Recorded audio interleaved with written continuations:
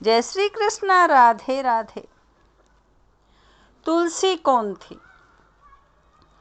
तुलसी पूर्व जन्म में एक लड़की थी जिसका नाम वृंदा था। राक्षस कुल में उसका जन्म हुआ था। बचपन से ही भगवान विष्णु की भक्त थी।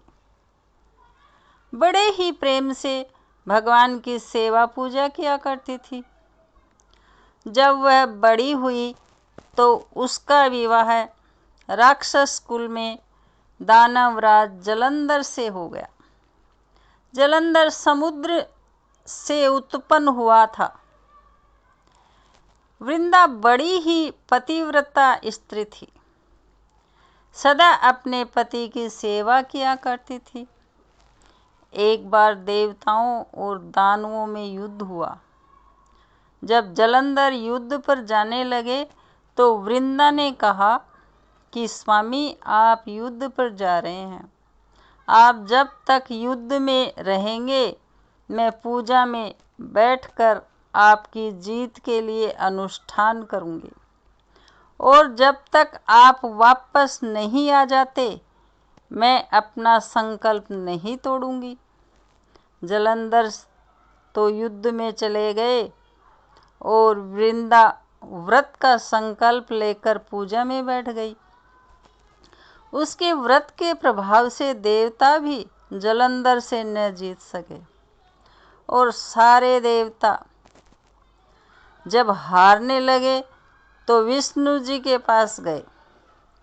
सबने भगवान से प्रार्थना की तो भगवान कहने लगे, वृंदा मेरी परम भक्त है, मैं उसके साथ छल नहीं कर सकता। फिर देवता बोले, भगवान दूसरा कोई उपाय भी तो नहीं है, अब आप ही हमारी मदद कर सकते हैं। भगवान ने जलंधर का ही रूप रखा और वृंदा के महल में पहुंच गए। जैसे ही वृंदा ने अपने पति को देखा वह तुरंत पूजा में से उठ गई और उनके चरणों को छू लिए। जैसे ही उनका संकल्प टूटा, युद्ध में देवताओं ने जलंधर को मार दिया और उसका सिर काटकर अलग कर दिया। जलंधर का सिर वृंदा के महल में आकर गिरा। जब वृंदा ने देखा कि उसके पति का सिर तो कटा पड़ा है, तो फिर यह जो मेरे सामने खड़ा है यह कौन है? उन्होंने पूछा, आप कौन हैं जिसका स्पर्श मैंने किया? तब भगवान अपने रूप में आ गए, पर वह कुछ न बोल सके। वृंदा सारी बात समझ गई। उन्होंने भगवान को श्राप दे दिया कि आप पत्थर के हो जाओगे, और भगवान तुरंत पत्थर के हो गए। सभी देवता हाहाकार करने लगे।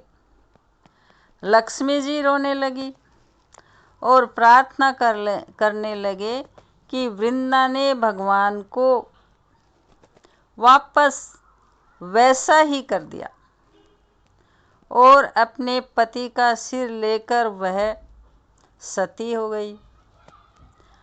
उनकी राख से एक पौधा निकला।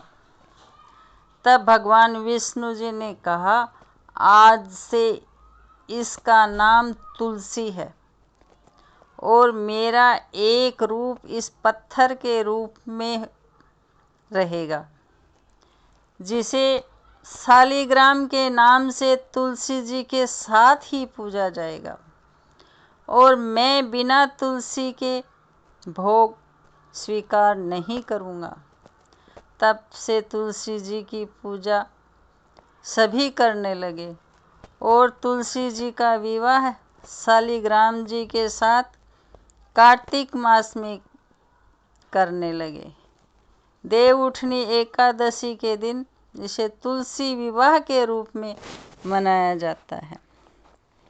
ये जानकारी आपको ज़रा भी पसंद आई हो तो लाइक करें, फैमिली फ्रेंड में शेयर करें बेल बटन प्रेस करें ताकि आने वाला वीडियो आपको सबसे पहले मिल सके।